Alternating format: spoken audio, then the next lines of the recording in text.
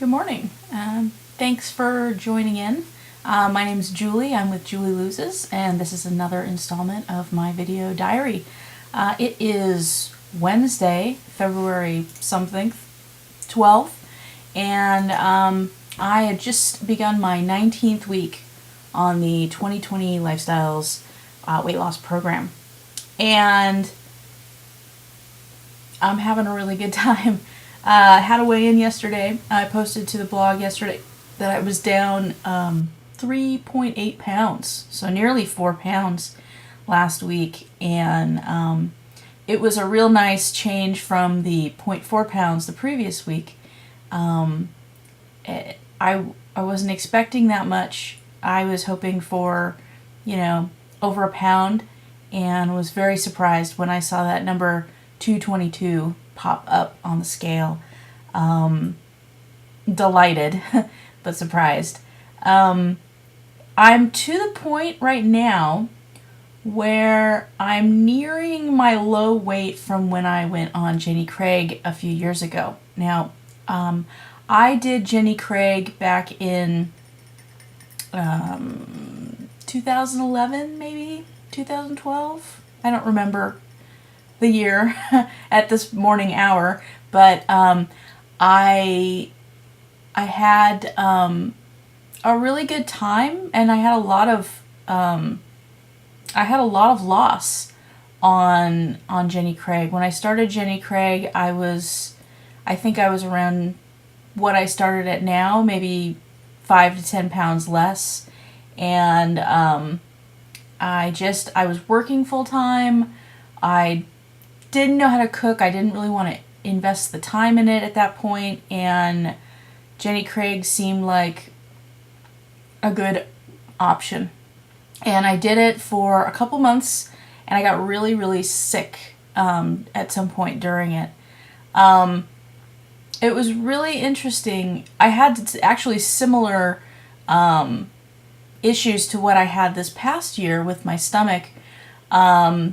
And I had some binge episodes, and ultimately the program was not sustainable for me because of the fact that it was their prepackaged foods. So I had to go in every week and buy food from them, and I'm a fairly picky eater. I mean, there are things that I like and there are things that I don't like, and the things that I don't like, it's a really long list, and I wasn't able to have the variety, I think, that's required to be able to make something like that workable for anything longer than a couple of months. And, in all practicality, there's no way I'm going to go to Jenny Craig every week for the rest of my life. And I wasn't, portion control started to dawn on me, but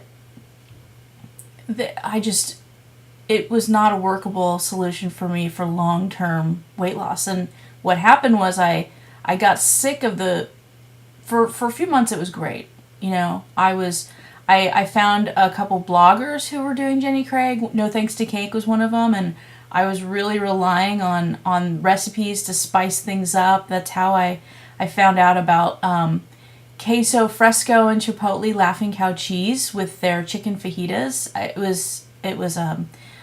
It was so great, but I was eating that like every day, and you get burned out on the different kind of foods, and it gets to a point where you just can't imagine making another cinnamon roll for breakfast or their cereal for breakfast, or I just wasn't, I don't think I was doing it right, and I don't think the program was right for me.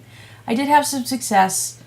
Got to the point where I was having a lot of food cravings, binged, and then went through some issues with my stomach, and then I had to, and then I had to stop.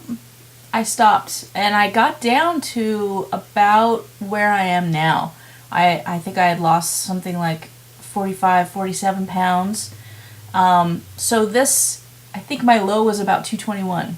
So this number 222, I mean, really, I'm counting 219 as the big threshold jumper. It's where I hit the lowest I've been in memory, and it's kind of a scary time because you think, well, I've been on the programs about the same time each. I've lost about the same amount of weight each. Certainly this seems a lot more sustainable. I mean, I'm eating real food with my own stuff. I made an egg sandwich with 1 egg and a few egg whites and some Laughing Cow Swiss cheese and some whole grain bread. And then I've got a banana and my tea here, which I need to sip.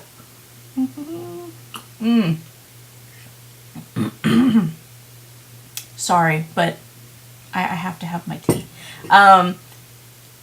So it's a fun time right now. It's exciting. I'm really, really eager to hit that 219 and keep going. It seems like it's a getting beyond that barrier of the 220 number, and pushing past this into those extra weeks and, forever really, is going to make me feel a lot more. It's going to give me some more confidence. I'm very confident in the program right now, but there's, you get tied to numbers and you get tied to history and you want to break through that. And I'm very, very close. So I'm going to keep persisting with that. This last week, the big weight loss maybe could be attributed to some calorie cycling I was doing. Could have just been the way my body, around the time of my cycle, like I lose a little less one week and then lose a lot less the week after. I don't have any.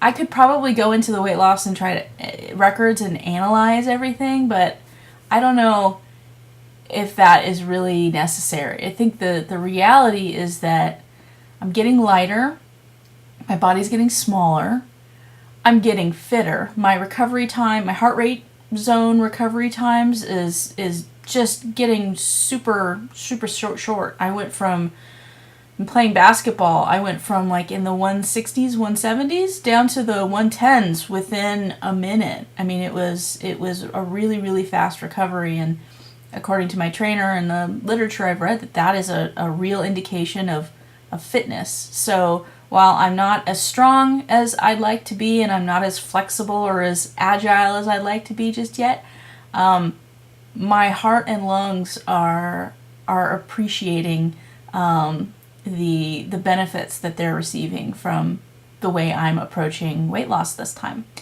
So I've been in a very, I have to admit, a good scale report puts me in a good mood. I'm sorry. I can't help it. And a bad scale report puts me in a negative mood. And maybe someday I'll be able to step away from the scale number as a thing. But right now it's a real, it's one of the few gauges that I can objectively look at and say that I'm making some progress. What else is going on? I'm almost out of tea. I'm so sad. This is my last sachet. I don't know I think it's sachet. I'm going to say sachet because it sounds like sachet, chate, or whatever. I don't know. I really need to edit that out, and I know I'm not going to, and I'm going to regret it. But anyway, I'm down to my last tea bag, and I would be panicked, but I have some more coming today. I ordered it over the weekend, and I have Amazon Prime, so it will be at my door by this afternoon. And I also, this is caffeinated, and I'm sure you can tell, but I ordered their decaf just to see, the taste of this is fantastic. So that's really what I like. The caffeine element, I really would prefer it not to be caffeinated. I was off caffeine for so long and having no issues, and I know that caffeine can be beneficial if used sparingly and in conjunction with workouts, when done right, can be beneficial to your recovery and the way you're feeling and the way you can work with intensities.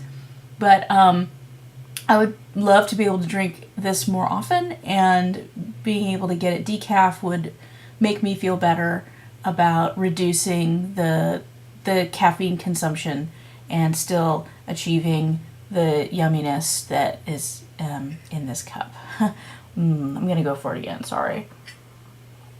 Well, today I have a workout with my trainer at 11, and yesterday I went to the gym and I had my weigh-in and I had my counseling appointment, and between the two I had enough time to eat some lunch, which is one of the 2020 menu items, which is a chicken vegetable pizza, and I ordered mine with no mushrooms because I'm not a mushrooms person, and that's something I have weekly. It's 490 calories for this entire pizza, basically 4 slices of, on this whole wheat crust, and probably this low fat cheese and grilled chicken with some veggies like spinach and tomatoes and red onions and things of that nature. And it's just it's a nice treat. I don't eat pizza, and I came from a place where I was at home all the time and I wouldn't leave the house, but I would order Domino's or Papa John's or Pizza Hut, and I would go through half a pizza and eat the rest for dinner. That was where I'm coming from. So pizza was a real staple in my diet, and it was a very long time before I got to the stage where I could incorporate all of the food groups that are in this pizza. And when my dietitian mentioned it as an option, I was a little surprised that I hadn't noticed it earlier and been gunning for it. But I'm happy for that, and I'm relieved for that. But now it's a nice weekly treat. I don't even know if treat is a good thing. It's just something that it kind of scratches that itch while being tolerable within my daily nutritional needs. The other week, I had something really interesting happen. I was eating, and I guess I was eating a little more slowly than I normally do with the pizza, and I got through 2 slices, and I just said, okay, I'm done. I've got 2 slices left, but I'm feeling satisfied, and I asked for a box. I boxed up the other 2 slices, and I had them for dinner that night, and that was a real change, and something that I did not expect, something to be able to not eat the whole thing was amazing to me. I haven't done it again, but I think that's more from a time and nutritional needs standpoint. If I knew that I was going to be able to eat more times throughout the day on these Tuesdays, which are fairly hectic days for me, I think I'd be more inclined to do that. But it just worked out that one day, and it was a real boon to this lifestyle change, knowing that it's taking some effect, and hopefully I can carry that on.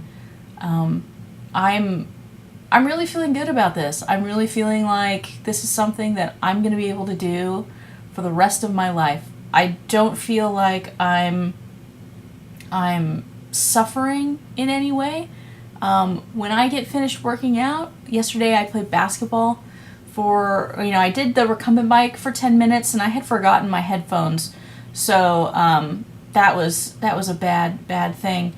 But I wasn't feeling the recumbent bike for a whole half hour. So I did 10 minutes, tried to get my heart rate going, and then I figured I would go down. They have on 2 levels down, they have what they call the cardio theater, which is it's basically a cardio floor, but they have the lights turned off. So it's really dark, and it's only basically lit by ambient lights from doors or the lights of the machines themselves.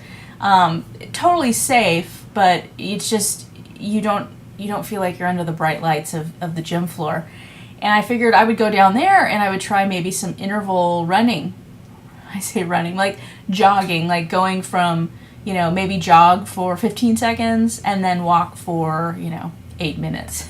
But when I was heading down there, I had to pass by the basketball courts, and I noticed they were completely empty. And I love shooting hoops and playing basketball, so I was like, screw the treadmill. I'm gonna play some basketball. And I played it for 35 minutes, and my heart rate, I had a really, really effective calorie burn, and I had so much fun. And I'm 5'2" barely, but I'm a pretty good shot. I gotta tell you, I have mad skills on the floor.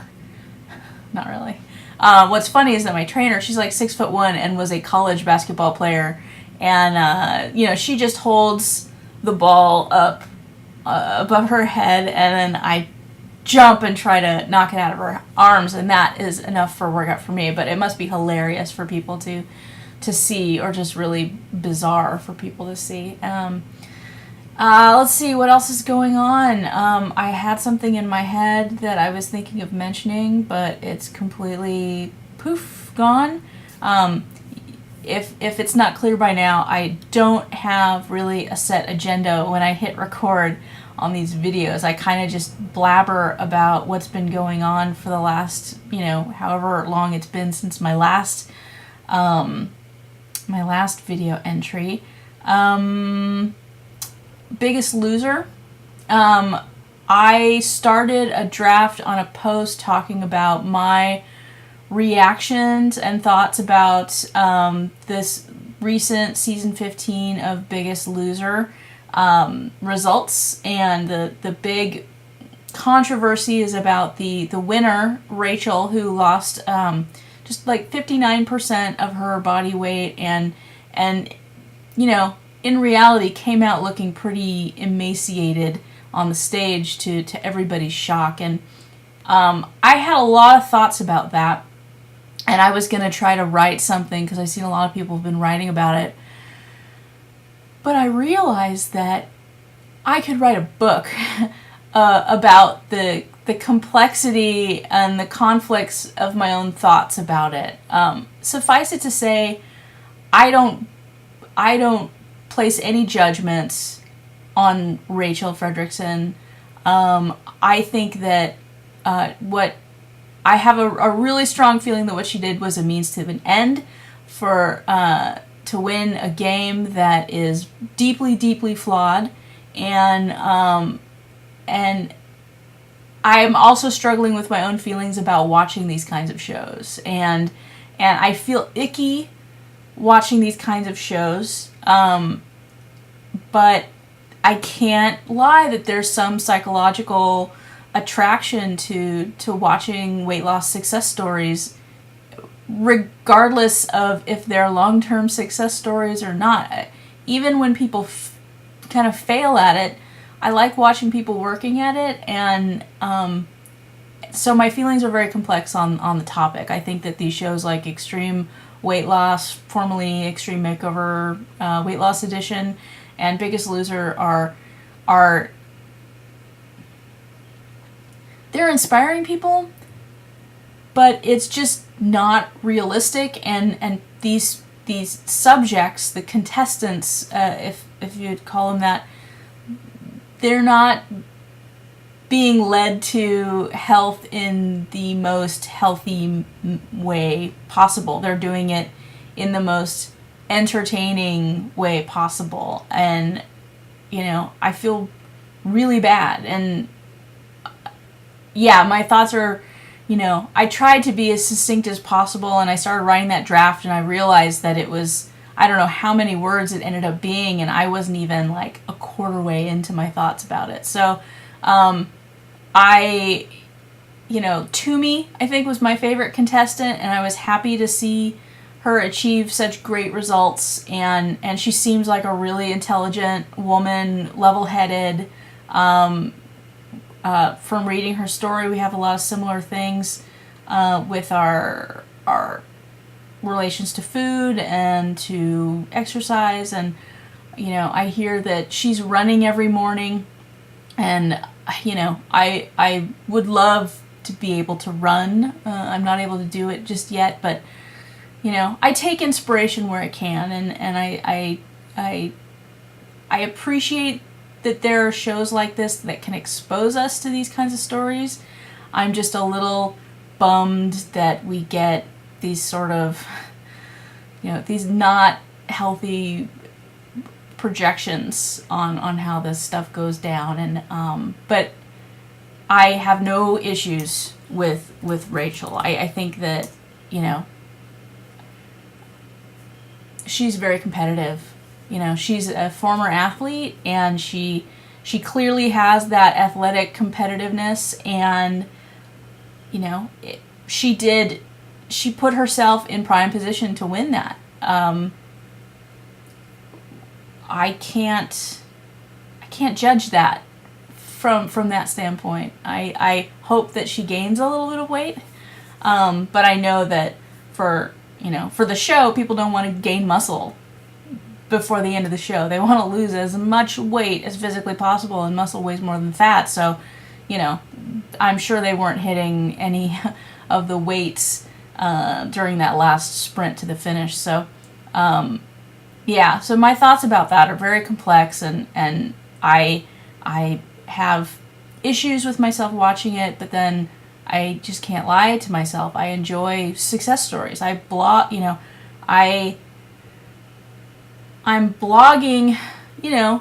because I want to become one of the success stories. I do frequent searches on Bing of like weight loss success stories in quotes to try to find people who have had similar experiences to me, and that hopefully I can model myself after and in certain ways, and it's helpful. I enjoy it. So I can't apologize for that, but I do struggle with it from time to time. I can't think of anything else. There was something else I wanted to talk about, but again, it's totally gone now. My tea is getting cold, and I don't want to totally just take up all your time with you watching me drink tea. So I'm going to end it now. Sub 30 minutes, I know, how crazy. But I will be back soon to record another installment as the interest suits. And until that time, take care.